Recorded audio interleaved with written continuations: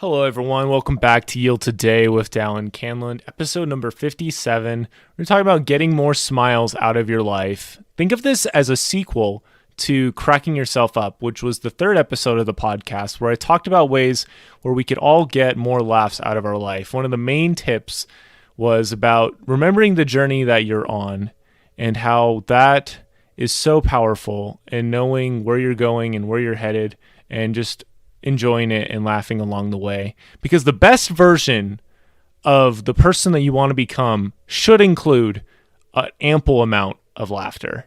A lot of the stuff from the Cracking Yourself Up episode is going to apply here, so definitely give that episode a listen. I love that episode, and a lot of other people did too, so yeah.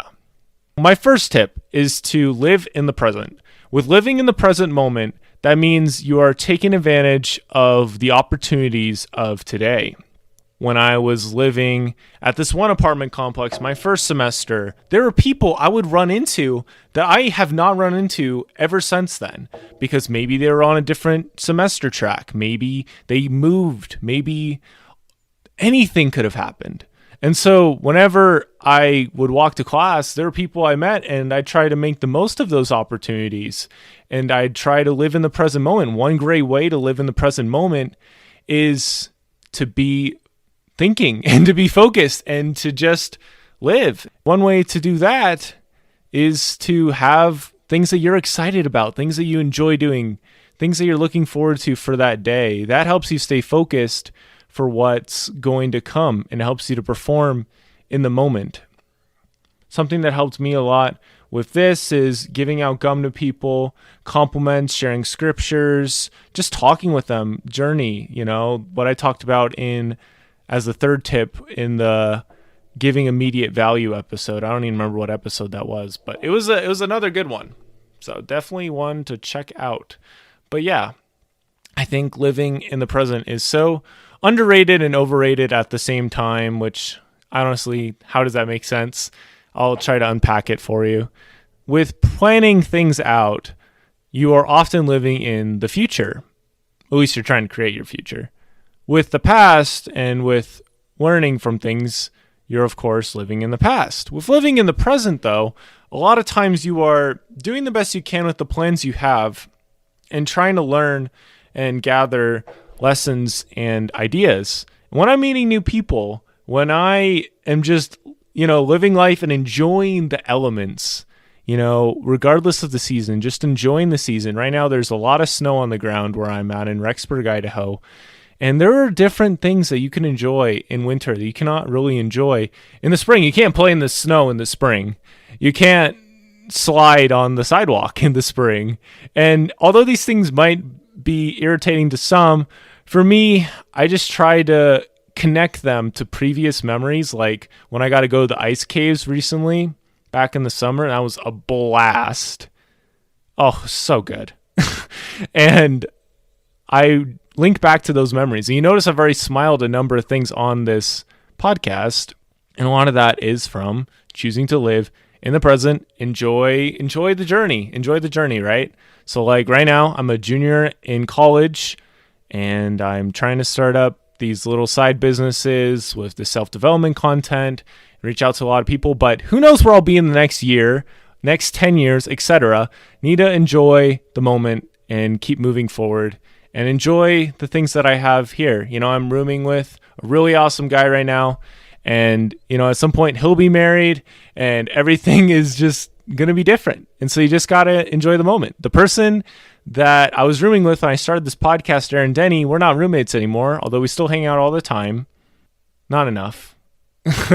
We spend a lot of good time together and everything, but we're not roommates anymore. And so it just kind of puts things into perspective. Number 2 is being thoughtful. So when I am thinking of other people, somehow, some way, I'm always getting more smiles out. Whether it's like on a phone call with doing a call center or doing a podcast interview, when I'm thinking of somebody else and thinking of something I can do to help them out, I can't help but smile and be like, this is going to help them out. And I'm so excited to share it. I got to talk with my friend Jackson, who I met on my mission trip. and he's thinking of starting a podcast. And I just had a great time reminiscing and everything with him. And it was just super awesome to spend that time with him. And so you can think of this in two ways. You can think of being thoughtful, of thinking of other people, but you can also do it by thinking of yourself. There are some people that I think of having the key to my laugh box. And I hope I'm that for some people. But basically when I say this, I mean like when I spend time with them, I will just laugh and just have a glorious time. And laughter is like such the best medicine. Man, it is so good. I try to spend as much time with those people as possible because they're progressive, they're looking forward, they care about me, and they also are hilarious to me. So people like my cousin Clark and one of my companions, Trent Patterson, and Aaron's a lot of fun too, and Tim. I try to spend a lot of time with them, and that's because I know that it's going to make me smile. And when there's more smiles in the day, there's more smiles in my soul. And it just kind of connects and it adds to everything. Because you think of like when I was in high school and I really had these days when I struggled to smile. Braces were I was about to say braces were the devil. They were not. They were just a thing that was holding me back for a time. And I let them hold me back. And they were just a difficult thing. But once they were off, man, that was a glorious, glorious day. But anyway, doing those little things goes a long way. When I'm thinking of somebody else and trying to really think of their best interests, I'm often smiling and thinking of how can I help this person? And it just really adds up and it really just puts a spring in my step. Like even today, I was walking back from class. No, I was on the way to class on my scooter and I saw this kid and I was just like, I'm going to go talk to him. I want to go talk to him. So I just went and talked to him and he was like completely chill and said nothing and kept walking. Even though I was like, yo, what's up? And nothing. But I felt the acceptance. I felt the love. I felt the smiles that I gave him. I felt all of it. And just another quick hack that I learned in college is like when I would give a compliment to a girl or to somebody else, say like they have a nice smile or something, and they don't accept it. I probably have said this on the podcast before. I redirect it back on myself. It's like, wow, Dallin, you do have an excellent smile. You do have a great shirt on today or something. And so it's just like, oh, thanks, Dallin. And so you get to use it and the compliment's not a waste. So that's number 2. Oh, actually, there's one other thing I wanted to say. My roommate, Ryan Bell, right now, who is super awesome and makes a lot of fun desserts and treats for me and my roommates right now. He made these Rice Krispie out of Fruity Pebbles. Just a second, I'm going to go get it for the video. This beauty. Look at this. Oh, so good. Marshmallows with Rice Krispie treat, but it's not Rice Krispie treat, it's Fruity Pebbles. Oh, so good. So one of my friends, one of the people that I was a mentor to 2 semesters ago, no, like a year ago, he told me that he likes desserts. And so we've just been in touch and I ran to him at the library and was like, hey, can I drop something off today? He's like, sure. And I am excited. I am so pumped to go over to his house because I know it's going to make a difference. And that's what being thoughtful is all about, is knowing it's going to make a difference. And not just that, but thinking of what would actually help the other person. Because I've heard of products and companies and other things, and they'll gift a thing, but like give them some beer or something. It's like, here's some beer. Now we're best friends, right? It's like, no, I don't like beer or something like that, Because if you're not thinking of the other person, then it's not going to be helpful. It might even build feelings of remorse because you weren't thoughtful enough to think ahead. Anyway, some quick thoughts there. Number 3 is planning ahead and embracing ambiguity.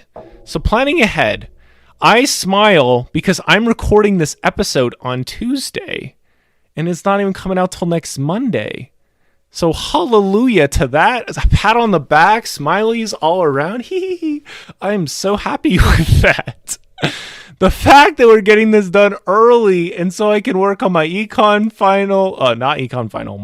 test for this week. I can work on these other things and not be bogged down and not have to worry. I can get it done. That's planning ahead. That brings smiles.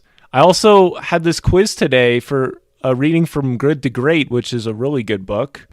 I started reading it about 2 weeks ago. I was hoping to read the whole thing and then start reading it for the class, but it was kind of a heavy book, and so I wasn't able to get that far, but I was able to do the required reading without too much of a problem.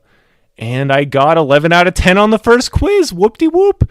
And so it's a big eye-opener, like, planning ahead is just so good. Because it wasn't my intelligence that helped me do well on that quiz, really. It was the consistency of reading it. You know, I didn't, like, blow through it in one day. I read a little bit of it each day, and so there was time for that spacing effect to really soak into my soul. And it made me smile to not only to get that grade, but just to know the answers. And I was just like, I took the quiz in like 2.5 minutes, maybe. I don't even think I changed any of my answers after I took it and before it was graded. And the other part is embracing ambiguity. Oh, this is so good. But you have to be really careful. This kind of goes back to living in the present. Actually, it is pretty much the same thing. But embracing ambiguity is basically like being okay when things are not going your way and just appreciating the things that you can control. And just, you know, being like, all right, well, this is cool. And this is awesome. And knowing that things can change at any second. And so you just have to make the most of whatever happens, come what may, and love it, right? Embracing ambiguity is like open arms, just being like, bring it on, take it on, and just, you know, being willing to accept the things that you don't understand and just being able to keep going and keep learning from it. Taking it head on is basically what I'm alluding to here. Trying to think of a good example of this. I don't know. I think it just comes back to appreciating the things you can control and not getting super hung up on the things you cannot control. It's just about enjoying the moment, knowing that you are a work in progress and just appreciating that you get to learn each day, you know? There's been a couple days this week was like, oh, you know, I totally messed up and worked too much on writing than on my homework, or I had to stay up late doing this. But hey, we got some lessons done today. We learned a lot of how not to do this. And if you can appreciate when things don't make any sense, it really helps with appreciating when things do make sense. And so basically you get to enjoy whatever part of life you're at. But I feel like a lot of times, especially with entrepreneurship, you're often in this state of ambiguity. You're not sure if people are going to like what you're doing. And so you just kind of keep going with it, keep rolling with it. I think this is something I need to dive more into, but basically it's just about enjoying what's happening when it's happening and just being okay with whatever happens and acknowledging that you contributed to this in some way. And also that there were some things that were completely outside of your control and you did what you could do. You did what you could do, man. And you learned, and now you get to learn back from it. Those are my very quick tips. Again, number one was living in the present, taking advantage of those awesome little moments, like if somebody's doing a little snowball fight, taking part in that, if you have time, you know, just doing all these different things that put the focus on other people and do the kind thing for yourself. Number two, being thoughtful and thinking of other people and doing things for them to help them out. But yeah, just being thoughtful to people, thinking of them, helping them out, and just doing a good deed and thinking of how you can help them out. All those things will help you smile a lot more, help you care a lot more, and that just adds up a lot over time.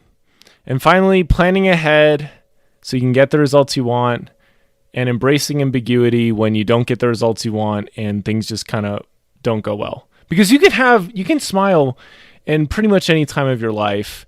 And especially me, like the podcast has been such a blessing in my life. And if I'm working on the podcast, all of a sudden like smiles come out of nowhere because I know the podcast is helping people. It's helping me.